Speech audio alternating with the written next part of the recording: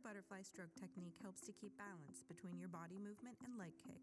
Butterfly arms are a continuous and simultaneous movement that requires significant upper body strength.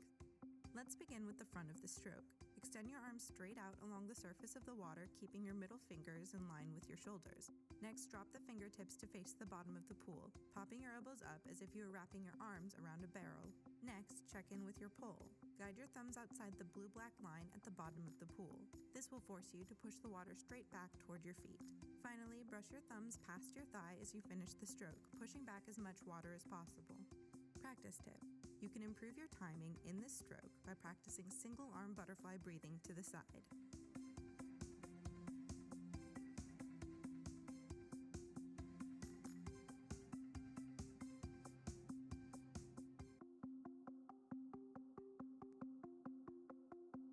Butterfly and breaststroke turns are very similar.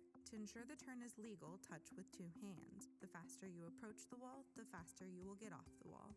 To begin, touch the flat part of the wall with both hands shoulder width apart. Avoid grabbing the ledge of the pool. Next, lift your head so that your eyes are facing the hand that will stay on the wall. Bring your knees up to your chest, keeping both legs together with one foot on top of the other. Be sure that the hips stay low in the water here, as they will act as a pivot in your open turn.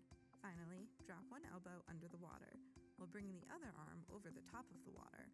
As your arm is coming up, sink the hips and push off into a tight, streamlined position. Practice tip. To practice proper technique in your open turn, try floating in a streamlined position on your stomach. When you're ready, pull your knees up to your chest as fast as you can. Stay in a tight ball until you naturally come to lay on your back in an equally streamlined position from when you started. This exercise will help you to practice rotating from front to back.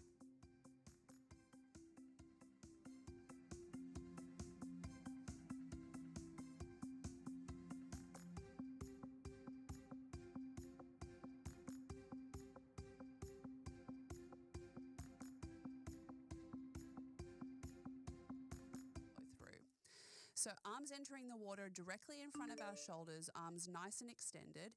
And we're really going to focus on that initial part of the catch. And this is so important. You really want to keep your elbows nice and high, holding good water in the wrists and the hands and the forearms, pulling down with so much power. I don't think there's any right or wrong when it comes to doing a slight movement with the wrist, a small S movement, or just going straight back down with power.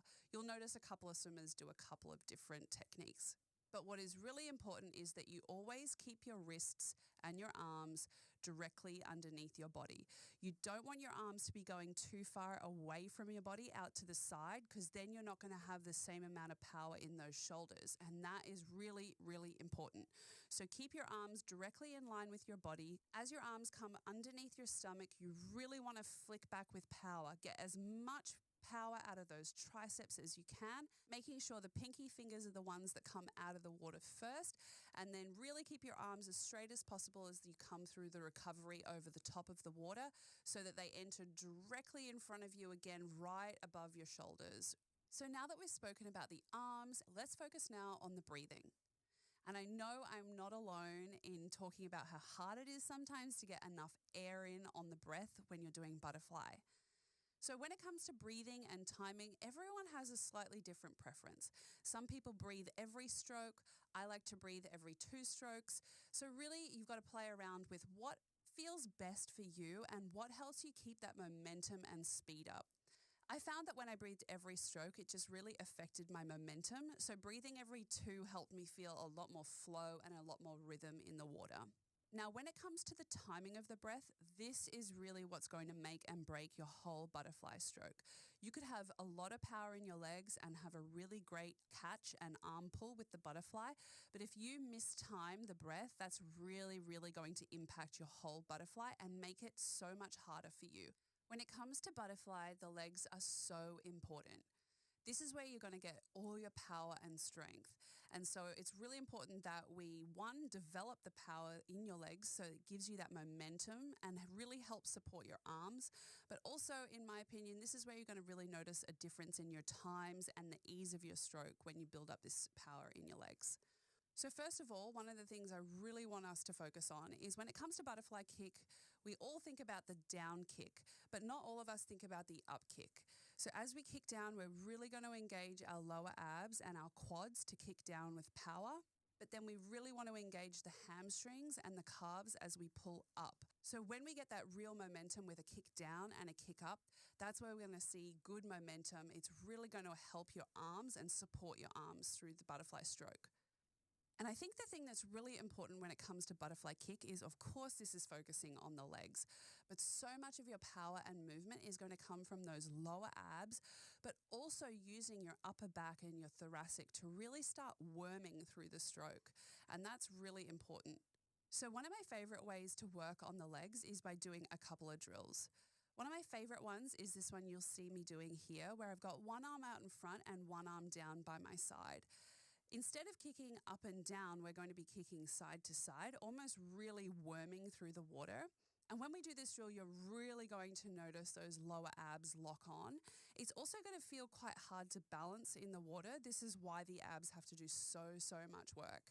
So to support you in this drill, you feel free to put on some fins or some flippers. That's really going to help you just to feel the legs and feel the movement through the water. When we're on our side like this, we're really going to notice the upper body. And if you look at me doing this drill in the water, you'll notice how much my upper thoracics, my lower back, my hips, they're all moving in alignment with this worm shape.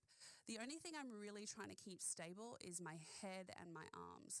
Those things are just going to be locked onto my body and really keeping stillness in the water.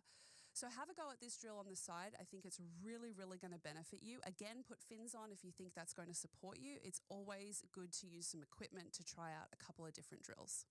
Another way to really work on your butterfly kick is, of course, using some form of kickboard.